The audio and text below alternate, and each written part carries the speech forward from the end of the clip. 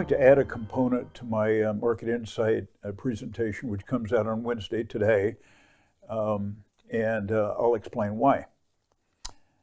Hi, I'm Ben Reppond. Welcome to my YouTube broadcast. This young man, Marcus Kilman, approached me this past year and asked if I would be interested in having him be an intern. And he's a college student. He was looking for an internship opportunity. And eventually, I said yes. And I'll explain why. You may not have heard of Marcus Kilman. I'll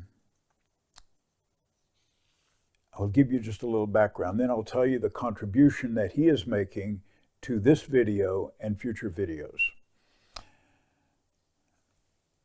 Marcus Kilman is a freshman at Montana State University, majoring in finance. He just finished his first year, and he'll be going into his sophomore year shortly. He comes from the Flathead Valley in Montana. He went to Whitefish High School. He's a golfer. He's a very good golfer. And I'll tell you a little bit of his background, and if you're into golf or you know a little bit about it, you'll appreciate where he came from, and then I'll talk about where he's going and the contribution he's making to this video. He made all conference 3 times, sophomore, junior, senior. He made all state twice, and his team won the divisional championship twice, and they won the state championship once and came in second once, the team that he was on. And he was a big contributor to that team. His best individual finish in state was 4th, which is a huge accomplishment. So as he approached me, I was thinking about what could I have him do? He's a finance major. He's very interested in investments. That's the direction he wants to go. And I thought, what can I have him do that would be helpful to him and to us? And so I talked to my son Spencer about it and said, what do you think we could have him do? He said, well, Dad, pretty simple. Why don't you have him help you with your golf game?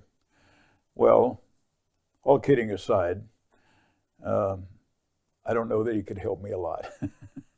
That's more my problem than his. But we decided that what he would do would be to look at the videos that I do and see if there's a way that I could improve them. And the reason I wanted this, because he's an independent set of eyes, and sometimes I can't see I can't look at it independently. So after looking at them, he decided what you could do is you could add a component to this video, the one that comes out on Wednesday on the market, and you could feature what occurred, just one thing that occurred this past week, and go a little more in depth with that. I thought that was a great idea, and he came up with a suggestion that this past week that the number one thing that happened was the downgrade of the U.S. credit by Fitch, one of the rating agencies. And that was significant. So I thought I would dig into that a little bit. I covered some of it on yesterday's video, but so that was his contribution, and he's going to be doing that each week. So I'm delighted to have him, and he's on his journey to getting an education in finance, and one day will graduate, and then may enter the investment industry, somewhere in the finance industry, and I don't know. You never know. Maybe one day he and Spencer will be working together.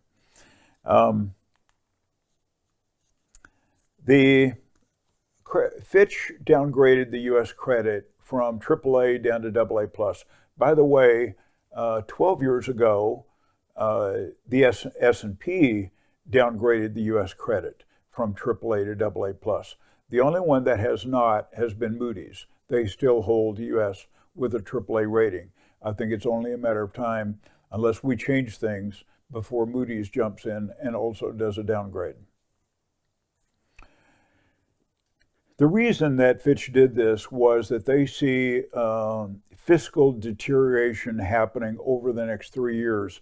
They also look back over at least the last 20, and they see fiscal irresponsibility. In other words, we're spending way more than we're taking in, adding to the debt, ignoring the cost of interest, have no plan to pay it back. And if you think of the rating agency, they're like, they're independent information that are saying, are you really creditworthy? And if you continue over decades spending more than you're taking in and have no plan to pay it back, no plan to pay the interest, not a penny. If you're an independent agency, at some point you've got to recognize that irresponsibility in your ratings. The debt continues to balloon higher. It took from the founding of our country until 1980 to get up to $1 trillion in debt. From 1980 until today, it's gone from a trillion to 32.5 trillion. And now it seems to be climbing $1 trillion pretty quickly. And of course, interest is adding to that problem. The interest on the debt 2 years ago, now remember, interest rates were much lower at that time. The interest on the debt in 2021 was $352 billion, about a third of $1 trillion. Today, it is projected that we will pay $663 billion, almost double what we paid 2 years ago. Yes, the debt is higher, but the big thing is that the interest is so much higher. How does this affect the consumer? Credit cards and mortgages. Some people don't have credit card debt. They use their credit cards and they pay off the debt at the end of the month. A lot of people accumulate credit card debt, and if you do, you know that credit card debt has gone well over 20%, and in some cases up to 29.99%, or about 30%. So 20 to 30%, most of the time, somewhere in the lower 20s. That is very, very high and is choking the consumer and their ability to spend. The mortgages, if you're applying for a mortgage, it affects that, your ability or the money that you're going to pay in mortgage payments. If you own your home outright, that doesn't affect you.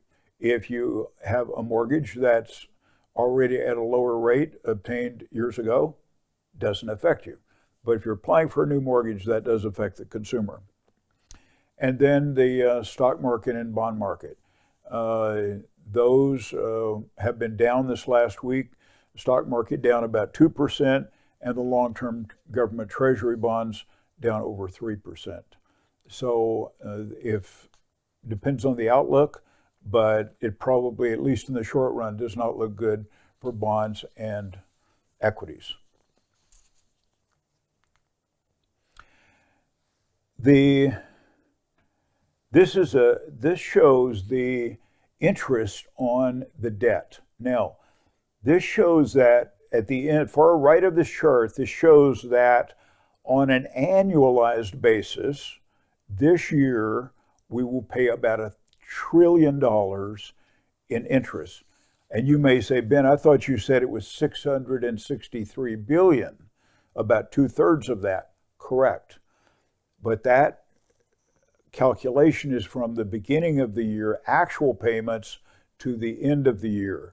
This number is an annualized number, taking the current rate and annualizing it. So a little bit different way of looking at it, but either way, you can see the impact of this, and it, of course, shows up on our debt.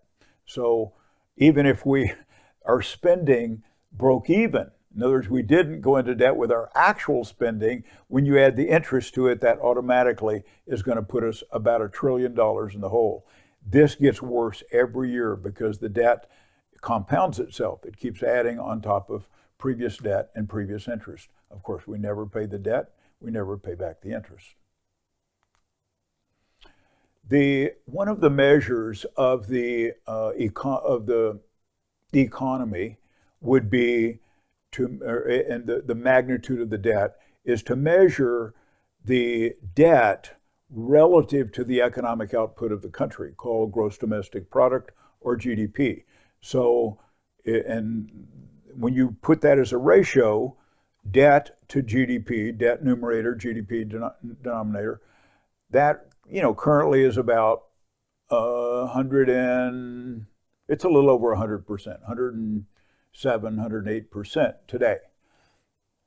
It is projected to go from 108% all the way to about 200% by 2053. You may say, that's a long time out. Well, at 100%, that begins to choke the economy. At what point between here and there does it just collapses or make us so vulnerable that we become irrelevant, or other political efforts of we get taken over, or what? You may say, well, we're the United States of America and that can't happen to us. It hasn't happened in a long time. Well, that probably doesn't work, because we may feel like our founding was based on different principles than others countries have been, but that does not give us immunity from collapse. Okay, now I'm going to get into the market. This is my dashboard. So you can see this past week, so I give in descending order the for the year-to-date numbers. The strongest index is the NASDAQ 100, and to date it is up 39%. The S&P 500 up 16%. Small cap up 11, developed markets up almost 10, etc. And at the very bottom, you can see the long-term government treasuries. The ETF TLT is down 3%. And then in the yellow box, you can see this past week that all of them are down between 1 and 3% for the week. Last week, we looked at the dots, which are the 20, 50, 100, and 200-day moving averages. And you can see that last week they were all green, except the treasury bonds, which were all red. So now you can see already there are 6 red dots, meaning that these are indexes that have dropped below their 20-day moving averages or 50-day moving averages, etc. So all of a sudden it's starting to shift more negatively fairly quickly. So is that going to continue? We don't know. I mean, it kind of looks like it to me, but I do want to stay away from projections. And of course, the treasuries are negative in all categories, and I'll show you that later. When we go over to the sectors, this is the sectors of all equity sectors, all 11, and you can see where they are using the red and green dots on the right side relative to their 20, 50, 100, and 200-day moving averages. So a lot more red dots than last time, showing that things are starting to break down. Only one of the sectors, which was energy, was positive for the week.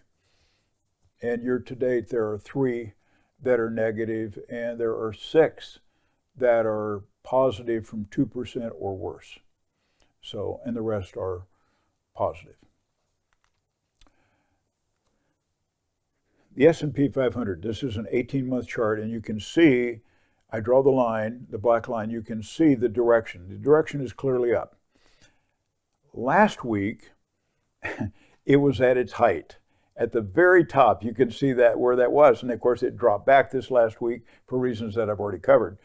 And I commented last week, I said, this is so hyperextended in so many words. This is very extended, and it could go up from here, but it has much more chance of going down than going up from here.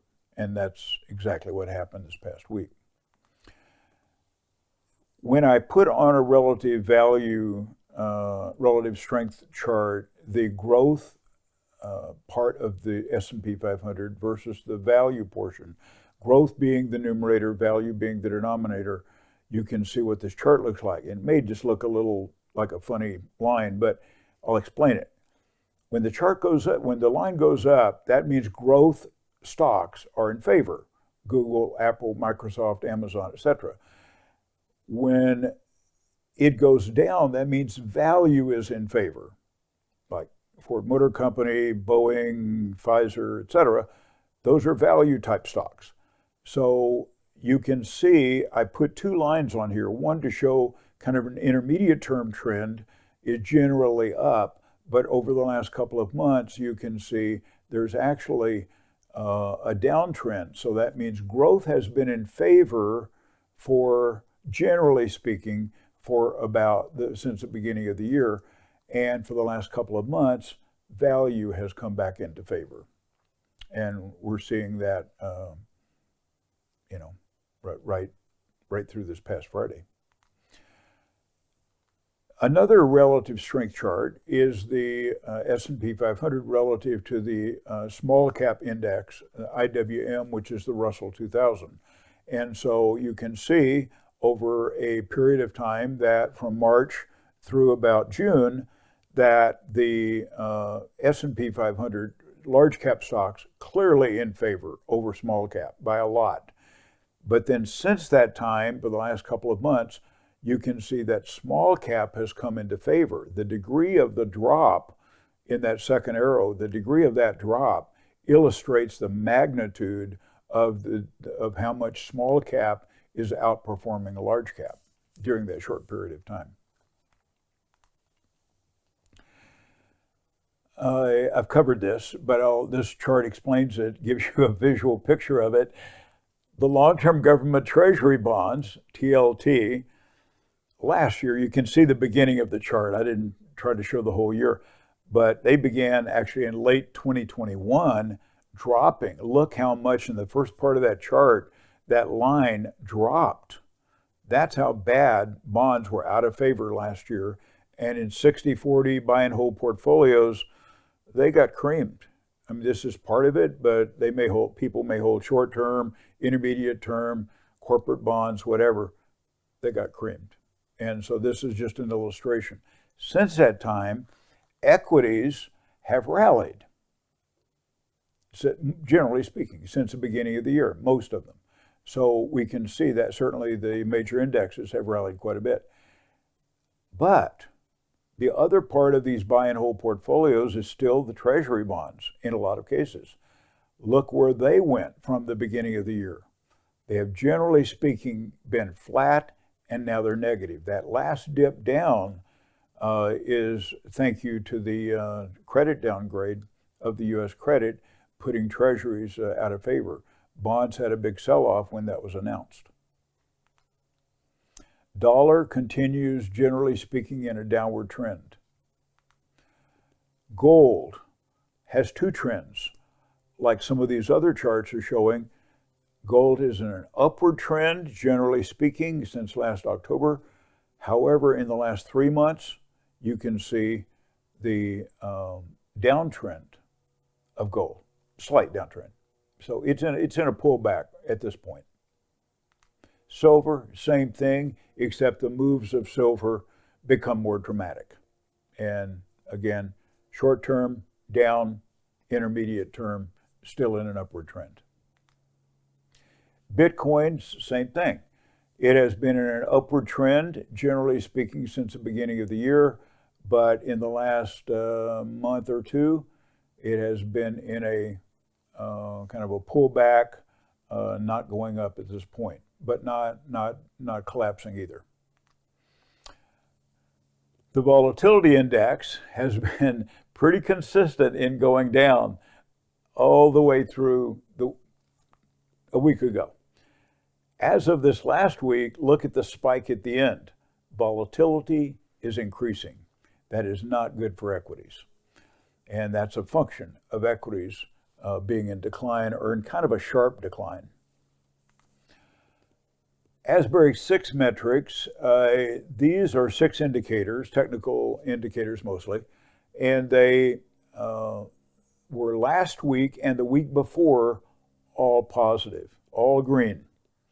This last week, 4 of them turned negative. So that, again, like the volatility index, showed a sharp move toward being more defensive and cautious. And that's really what I was saying in the last couple of weeks. Be careful at these levels because it's going to pull back, and that's exactly what happened last week. Sometimes we don't know why that's going to happen, but when it gets that overextended, that's probably what's going to happen. Asbury does a cross-asset relative performance showing the relationship, relative strength relationship of one asset versus the other. Only 3 of them were positive for both the last week, the last month, the last quarter. In the equities, small cap outperformed large cap, and we saw that in the previous chart on small cap and large cap. That's it. And on bonds, high yield is better than high quality, and short term is better than long term. U.S. versus the world, the U.S. is still not showing up in any of the green boxes, but Peru is outperforming the U.S. in weekly, monthly, quarterly, and so is China. Gold and silver, this is from last Friday. Gold was down about 1% from the week before, and silver was down 2.9%. Again, from the previous charts on gold and silver, you can see that silver is always more volatile. It tends to go up more or faster, and then it tends to come down more or faster. And the gold-silver ratio is 82-1, which favors silver as being a better value, a better buy at these prices. You can buy silver, you can buy a single ounce if you want, you can buy a tube, which is 20, or you can buy a monster box, which is 500. The cost of a monster box has come from over $14,000 down to $12,990, and that's based on current prices and markup. This includes a markup of $2.24 per ounce over spot when bought in quantities of 500. This makes the price, including the markup, $25.98, and for a tube of 20, $26.48. And the source of this is from my son Preston, who's in the precious metal business. Thank you for watching. If you have questions or comments, leave them in the comment section below.